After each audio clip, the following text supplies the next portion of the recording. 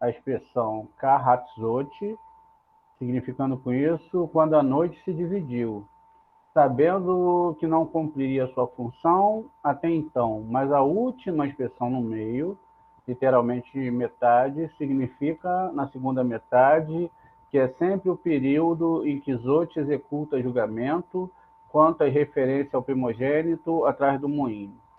A gente desenvolve aqui agora a ideia do que significa tudo isso. Quanto à referência ao primogênito atrás do moinho, ao primogênito do cativo de gado, eles estão relacionados a 3 graus de impureza. A gente entende agora que isso não é literal e que aqui envolvido nessa situação existem 3 graus de impureza, com todos os seus espíritos e poderes. Tá vendo? O mais alto desses espíritos, o mais alto dessa força e o mais baixo também. E esses trabalhos era com o qual o faraó, ele mesmo, o mais astuto dos mágicos, procurou confundir os israelitas de forma tão sutil e inexplicável que eles nunca mais poderiam ser livres. Essas forças espirituais, elas eram tão fortes, tão grandes, que eles jamais poderiam se libertar do Egito.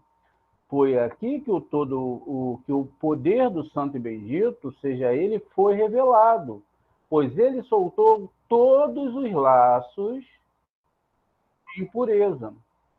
Essa questão aqui que está sendo definida não tem nada a ver com a realidade do que se imagina da história, mas isso acontece para todo aquele que é liberto do laços de impureza. E ele quebrou todas as coroas da magia.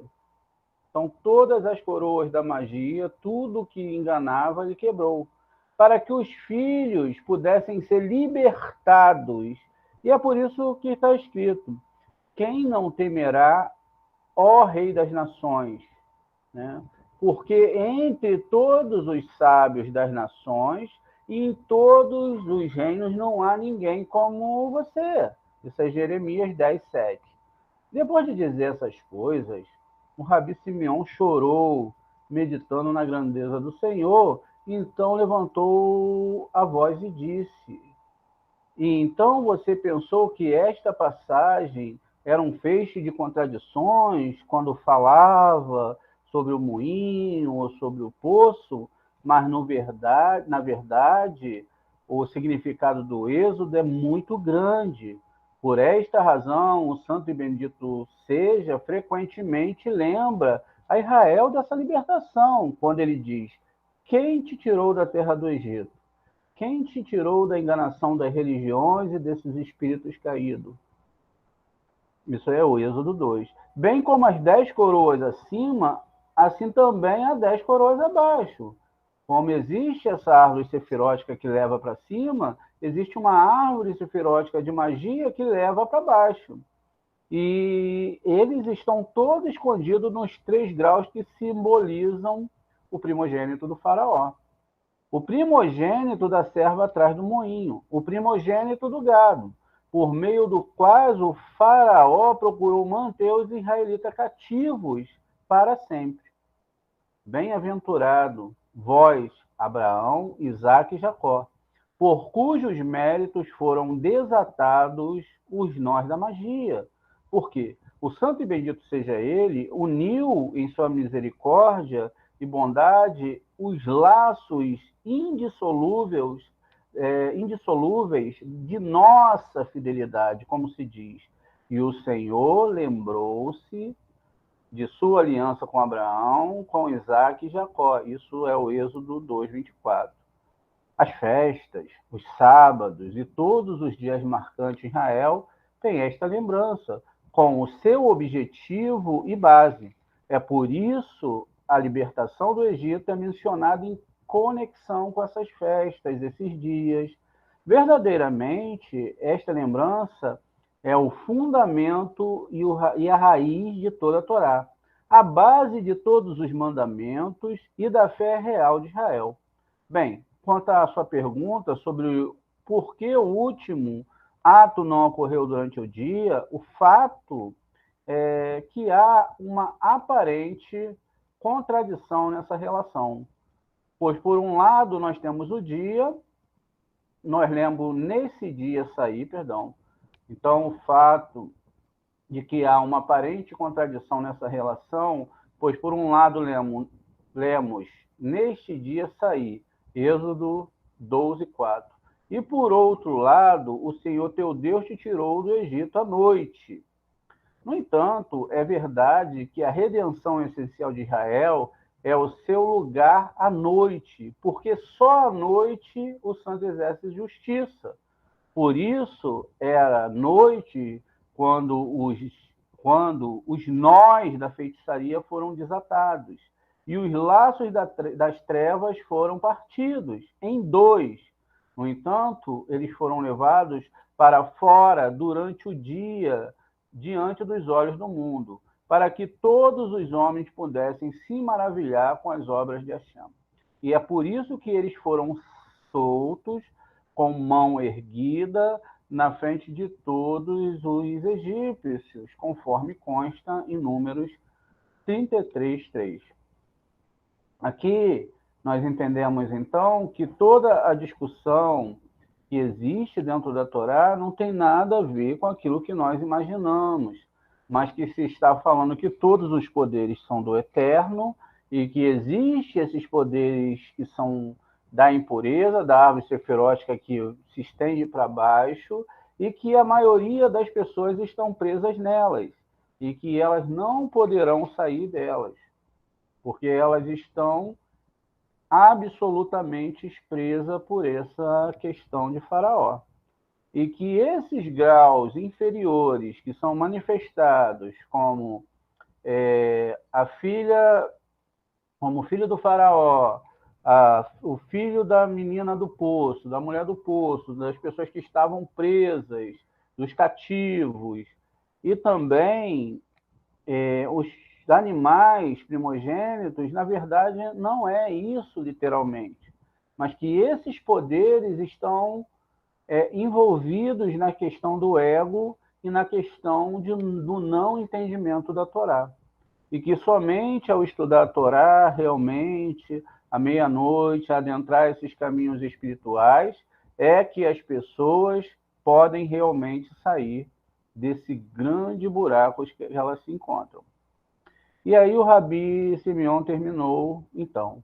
E Rabi Ria e Rabi Yossi se curvaram diante dele e beijaram a sua mão, dizendo com lágrimas nos olhos: certamente vocês não são apenas criaturas terrenas, mas também seres celestiais.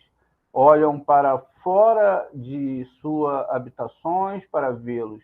O santo bendito seja, ele construiu a Jerusalém abaixo, como uma contraparte da Jerusalém acima. Ele santificou os muros da cidade, suas portas. Ninguém pode entrar na cidade sem que as portas lhe sejam abertas, nem subir sem que os degraus das muralhas sejam firmes. Quem é capaz de... E ele continua aqui, de abrir os portões da cidade. Quem pode consertar os degraus da parede, senão Rabi Simeão ben Yohai? É ele quem abre as portas dos mistérios da sabedoria e estabelece a escada para as esferas mais altas. Está escrito: 3 vezes no ano, todos os varões serão vistos perante a face de Hashem. Quem então é esta face do Senhor? Ninguém menos do que Rabi Simão ben Yohai. E quanto à referência aos homens, quem aparece diante dele, na realidade, só pode se aproximar dele os dos homens verdadeiramente viris, ou seja, os estudiosos da ciência esotérica. Rabi Simeão continuou ainda: não terminei de responder a sua pergunta. Você pergunta por que os primogênitos foram açoitados à noite. Foi porque, então, eles estavam todos em suas casas, e não nos campos. Além disso, a tradição nos diz que aquela noite estava claro como um dia, no mês de Tammuz. E é por isso que todo o povo egípcio pôde testemunhar a poderosa mão do santo. A noite brilhou como o dia e as trevas eram como a luz. Nada tão milagroso havia sido visto desde a criação do mundo. Ele disse: Vinde e vede, está escrito, é uma noite, Lael, de observâncias para o Senhor, a fim de tirá-los da terra do Egito. E é esta a noite. O Senhor do Senhor. Observações para todos os filhos de Israel. Isso está aqui, deixa eu só pegar a referência aqui embaixo, para a gente dar uma olhada lá, de como o texto realmente aqui no Êxodo 12:42. Então, essa foi para o Senhor uma noite de visita, de vigília, né? E para tirá-los da terra do Egito, essa noite é de Adonai. Como a gente pode ver aqui no texto, a palavra noite, ela está descrita aqui, noite, palavra noite. Bem, por que observações no plural e noite, primeiro no gênero masculino, que era a primeira parte, Lail, e depois no gênero feminino, Leila ou Laila, para indicar a união que ocorreu naquela noite entre os aspectos masculinos e femininos dos atributos divinos. Também a mesma união ocorrerá na redenção futura, como nos dias da sua saída do Egito. Eu mostrarei a eles coisas maravilhosas.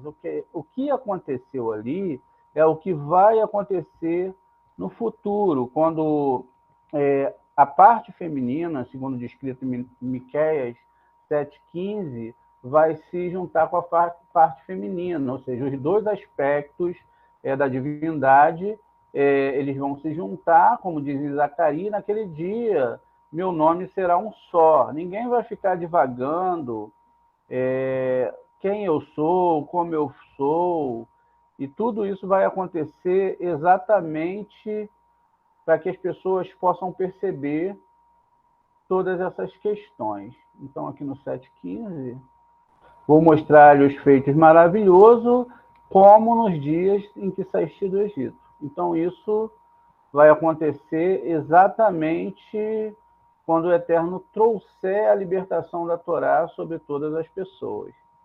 Então, Rabi Ria e Rabi Yossi estavam sentados e Rabi Simeon lhe ensinavam os mistérios relacionados ao livro de Levítico.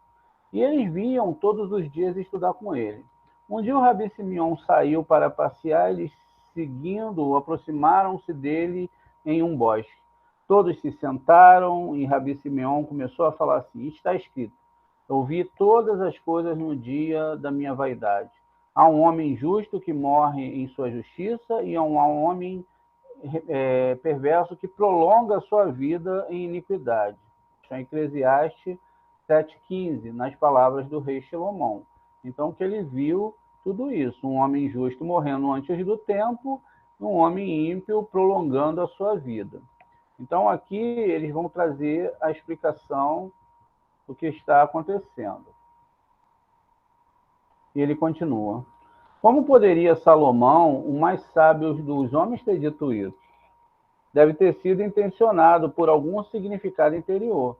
Pois vimos que os caminhos do santo, bendito seja, não são assim, pois ele dá a cada um segundo os seus caminhos, segundo o fruto das suas obras. Mas Salomão, ele estava insinuando duas coisas aqui. Quando os olhos do santo passam por toda a terra e o mundo está cheio de pecadores, sua culpa recai sobre o único justo da sua geração. Enquanto Deus é paciente com os ímpios e espera seu arrependimento, se não se arrependerem, ficam sem intercessor. Por quê? O justo perece. Isto foi tirado do mundo. É por isso que os rabinos nos alertaram para viver apenas em um lugar que seja de morada de homens de atos piedosos. Ou seja, se você é um tzadik e você estiver no meio de um problema e todas aquelas pessoas estiverem para morrer, você morre e ela não morre. E o infortúnio sofre aqueles que estabelecem sua residência entre os ímpios. Ele certamente será levado por seus pecados. Por outro lado, quando alguém vive entre pessoas piedosas, participa da recompensa de sua bondade, o rabino Rizda pôde servir de exemplo. Originalmente, ele viveu entre os capadócios e sofreu grande pobreza e muitas doenças dolorosas. Mas quando, depois de algum tempo, ele deixou aqueles lugares e se mudou para Séforis, tudo correu bem para ele. Ele se beneficiou material e espiritualmente. E ele mesmo observou todas essas bênçãos vieram para mim porque fiz minha morada entre pessoas a quem o santo concede a sua bondade. Partindo de outras dificuldades do texto, como Salomão poderia dizer, todas as coisas que eu vi no dia da minha vida, vaidade, que é a palavra revi, Salomão não alcançou sabedoria, além de todos os seus contemporâneos, e seus 7 nomes, ele tinha 7 nomes, Salomão, ou Solomon, Edidia, Agu, Raqué, Etiel, Lemuel e Correlete. Isso está lá no Midrash Rabá, de Eclesiastes 1:2. Não corresponde aos seus graus, aos 7 graus superiores, dos quais o maior é Correlete. A essência de todos eles, ou seja, a Assembleia Sagrada Superior das 10 Sefirotes, eles cujos nomes assim simbolizam o grau de sabedoria e cujos 3 livros contêm a sua essência, e esses livros são desses nomes do rei Shilomon, a Assembleia Sagrada Superior das 10 Sefirotes, ele cujos nomes assim simbolizam graus de sabedoria, ou seja, esses nomes que estão ali, Salomão, Jedidá, Agu, Raqué, Itiê, Lamuel, Correlê, que são nomes das Sefirotes, e cujos nomes assim simbolizam o grau da sabedoria, e cujos 3 livros contêm toda a sua essência. Cântico dos Cânticos, representando a graça, julgamento do Correlete e a misericórdia de Provérbios. Ele poderia ter dito assim, nos dias da minha vaidade, e vaidade das vaidades, ele, né, é uma pergunta. Mas Evel, ele deve ser entendido aqui no sentido literal, ou seja, respiração, e oferecer uma lição muito preciosa. A voz forma-se a partir do sopro que sai da boca, segundo o conhecido ditado do mundo, só se sustenta pelo mérito do sopro, de criança em idade escolar que ainda não provaram o pecado. A própria respiração é uma mistura, é composta de ar, umidade, e através dela o mundo é conduzido. Esotericamente falando, a respiração dos pequenos torna-se voz e se espalha por todo o universo, para que eles se tornem os guardiões do mundo. Salomão, ele herdou esse fôlego de seu pai, e através dele ele viu com clareza.